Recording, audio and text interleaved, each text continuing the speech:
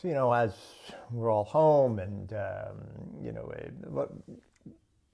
we're perusing a television program. So a few things sort of about all this, about television streaming, and I'm not that I'm torn. I just want to be clear, in Terence McKenna's great book, Food of the Gods, in the end of the book, he sort of describes, he has a sort of, not kind of an appendix, but a sort of definition and exploration and a kind of interpretation of all the various sort of drugs.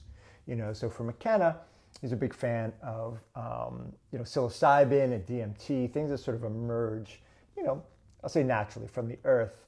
And when they become refined, he tends to reject them, right? So coca leaves, yes. Cocaine, no. Opiate tea, poppy tea. Heroin, no. Fermented booze, yes. Distilled spirits, no. And I understand his argument, and that makes some sense. I don't necessarily agree. I think there are perks to refinement, but there's no doubt that he talks about cocaine and heroin and alcohol as key instruments in what he calls predatory culture. But the drug that he really talks about, I think, is the most powerful thing he sort of says, because he just puts it in without feeling a need to qualify it, is television. And television is given away for free and just subdues people, right? It just subdues you. And we've had this rise in what they call the golden age of television. No question about it. Television's become an incredible medium, which I do want to talk about in a moment. But you can't help but notice, right? It's like, what show you watching? What show you watching? And what happens is we're working these 60, 70, 80 hours a week. Not me, but people out there, and all they want to do is come home and shoot up, right? But they're not going to do heroin because it's culturally not really acceptable, and it would get in the way of capital. It would get in the way of labor. Their labor is what's so important. Television does all the things the rulers want drugs to do. They want heroin to do. They want to subjugate you. They want you to be just sort of comatose and giggle as Joey and Chandler get up to some zany business, but it doesn't have all the negative side effects of you vomiting and having no desire to go to work. All the great sort of junky tomes, from William Burroughs to Irvine Welsh's Trainspotting, which is incredible. It's a great movie, but it's a really great book. I highly recommend. You talk about, getting drunk is a 9-to-5 job, right? It occupies you. That doesn't really work for a managerial class, right? For a ruling class, because they want you to work for them, right? They need your labor, right? So heroin would be great if they just wanted to keep you at home, sedated, out off the streets, but they still want your labor, at least for the time being. So what do they have? They have television, and everyone's so excited to watch their television show. The other side of that, of course, is that there's nothing really ever inherently wrong, really, with anything, right? It's all in the relationships we have to those things. Even heroin, even murder, even, technology and television, right? It's not the thing that is really the problem. TV is not a problem.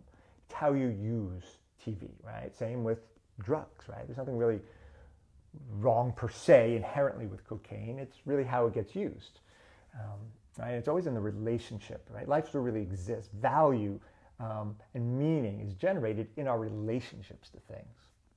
And I definitely use television and watch television. I'm home alone a lot, and I love moving images. But it's not like I'm home all day watching Criterion Channel and watching nothing but Cassavetes and Kurosawa and the like. I watch. I only have so much energy to watch movies that are that intense, and I love to. And I've taught film, and I will talk more about film. And there's things I love about television as a particular medium, again, which I'll get into in a moment. But I also watch it. I'll also put on The Office, which I've seen a million times, or 30 Rock, which I've seen a million times. And there's nothing inherently necessarily wrong with that either, right? There's something very nice. There's something nice right? About inhabiting a show and having it bring you pleasure and repeating it and having a kind of sustained relationship with it that feels intimate, right? So I'm never going to bash television or praise it, right? Everything in its right place. Television is a drug, like any drug. There are people who take acid and, have their lives changed and have great revelations. There are people who take acid who just, I don't know what, but they double down on misery, on negativity, on other things, right? The acid itself is not going to help you. It's your relationship to it. And so it is with television.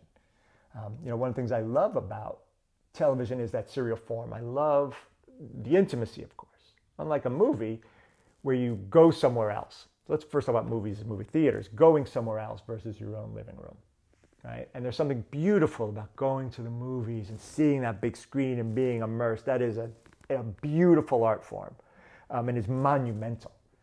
But what's incredible about television is, especially today's day and age, right, with streaming, is it's ubiquitous, right? It's right in your pocket. It's very, very intimate. And that opens up all kinds of opportunities, right? I don't think we've yet to really understand. I think we're beginning to, just as streaming begins to get into reality TV.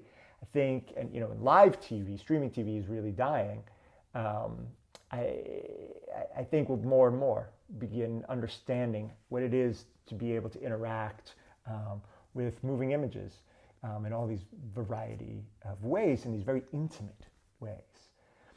I like television and the serial form, like a TV series, in that it has a lot of space, a lot of room. There's no rush. It doesn't have to push a plot down you. It doesn't need to push a character down you. In my own life, I've often, especially when I was younger, I feel a need, an urgency when I meet people for the first time to really establish who I was very quickly. And it definitely speaks to an anxiety and a weakness, and I hope I've overcome many of these things.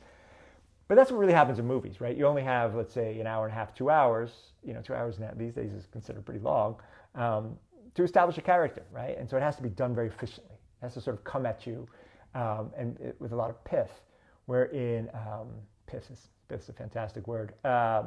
In television, it really can take its time, right? Characters can really take on nuance as with time, with space, with new characters, with engagements. There's less of a speed, right? It's a slower speed, which is kind of beautiful. And then there's just the fact that it can drift. It can drift, right? You can put a whole episode aside for just one little side character, right? When in a movie, it's very rare to all of a sudden cut to sort of the side character who you love is all of a sudden, the movie's all about that person for 20 minutes and then comes back. Yeah, it's harder to do in cinema, in a cinema being concerted, let's say 2 hours on a big screen. I like TV, and I like the format, and I like shows that play with the format. It's a lot of people I know have told me to watch this show that's been on Netflix called Schitt's Creek. Eugene and Daniel Levy and Catherine O'Hara, great cast. And I've met a season and a half into it, and it's anything can change. But I like sort of the sitcom, at its sort of most banal. It's the same thing over and over, right? And that was always the formula for television, right? A character stays the same over time, right? They can't deviate too much. They have to have an internal logic. And that's kind of interesting, but it's also kind of limiting, right? You can't have a character, you can't have, Monica and Friends all of a sudden become like the loud party girl, right? Really messy, right?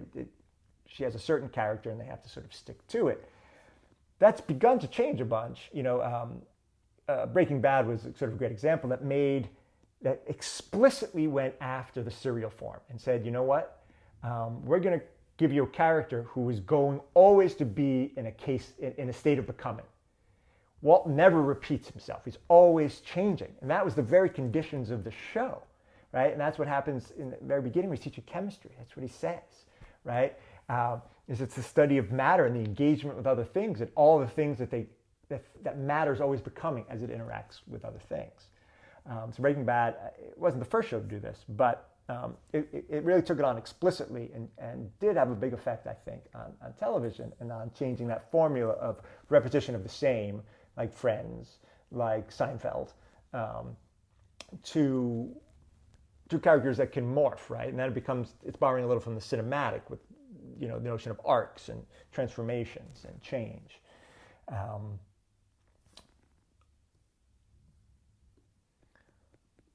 So back to Schitt's Creek. So watching Schitt's Creek, it's a common thing these days to see these, the portrayal of this sort of dark misfit family. There's Arrested Development and Schitt's Creek, right? They're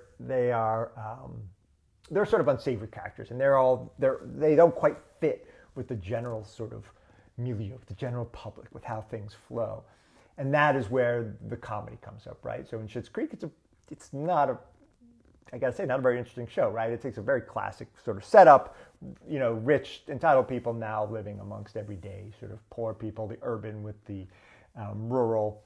It's not it relies on a lot of cliche. But the thing that really struck me about it, and again, I really like those characters and those actors, and there are moments there that are funny. I get all that. But the setup really is that you have this family that is outside the norm, but they need to learn to be more normal, to be kinder, to understand what marriage is about, to understand what parenting is about, to understand what friendship is about, to understand what community is about, right? That's the trajectory of the show. I can guess where it's going to end, right? And however many seasons it's had. I can see it going that way because that is its shtick, right? And that's a pretty common form. I mean, I think in Arrested Development too, there's no heart of gold amongst that family, right? They are dysfunctional to their core. And at some point, maybe they learn certain lessons, right? And maybe Arrested Development, to its credit, doesn't. I haven't really watched it all that much. I never found it all that funny, but it, maybe it resisted that. But even in its resistance of the transformation of characters from sort of amoral to more community-minded, it still portrays them as the screw-ups. But then I think about Addams Family. And the Addams Family was so great because here's this family that is dark from the perspective of the light, right? But operates according to a very different logic, a very different aesthetic, a very different kinds of set of relations amongst family members than the sort of square or bourgeois world. But rather than them learning to become more like the rest of us, right? To become sentimental, to become, network TV worthy, it's the other way around, right? They are incredibly proud of their difference and of their own set of ethics, right? Their ethics are never challenged. It never even is an issue remotely in the show. The fact that they have this inclination towards the dark, towards murder, towards gore is never a problem. But nor are they portrayed, let's say, like Arrested Development, as sort of bad people. Right? It's the brilliance of Charles Addams. That the Addams Family is this vision of an alternate ethics that is not bourgeois, that is not square. I use bourgeois in a sort of general term of sort of modern Western propriety. There's the royal court, and then there's the rise of, again, the bourgeois, a certain kind of establishment, a certain controlling of the body in space and amongst other people. The Addams Family is really bold, right? Because, it's not trying, there's no narrative, there's no hint that they're going to learn lessons, right? In fact, other people might learn lessons from them. And that brings me to a sleeper show. It was only on 2 seasons, and only the first season was great.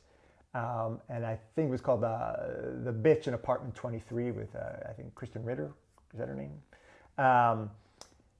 The show was incredible because it sets up, again, a classic sort of TV set of cliches. You have the Midwestern, blonde, Midwestern do-gooder girl coming to the city, and her new roommate is a sort of amoral party girl. Brunette, of course. But But here's the brilliance of that show, is that the Kristen Ritter character is not, she doesn't constantly learn her lesson from the moral one. She's not constantly learning, oh, I need to be a better person. Oh, I need to party less. It's the other way around, right? That's the brilliance of that show. It's like the Addams Family, in that the so-called dark horse is actually the one that's privileged, right? And the movement is reversed from the traditional, or more familiar trajectory, like we see on Schitt's Creek, of a sort of amoral family learning to become moral. In the bitch in apartment 23, it's not a movement to amorality. It's not, the Kristen Ritter character is not amoral. She is ethical, but she is not moral. She might be amoral, she's not immoral. And that opens up all kinds of ways of going for her roommate, her blonde Midwestern moral roommate. And the hero moment is not the moment of immorality to morality, from selfishness to community. It's from staid, square, moral crap to a more free-flowing, emergent ethics that really delectates, that really takes pleasure in life.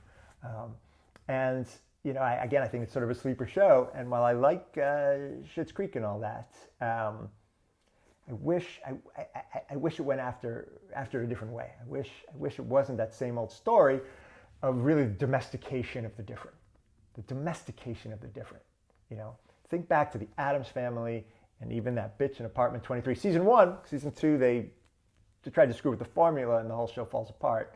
But there was a brief moment there that Addams Family laid down, which was the privileging of a different kind of way of going, a different kind of ethics.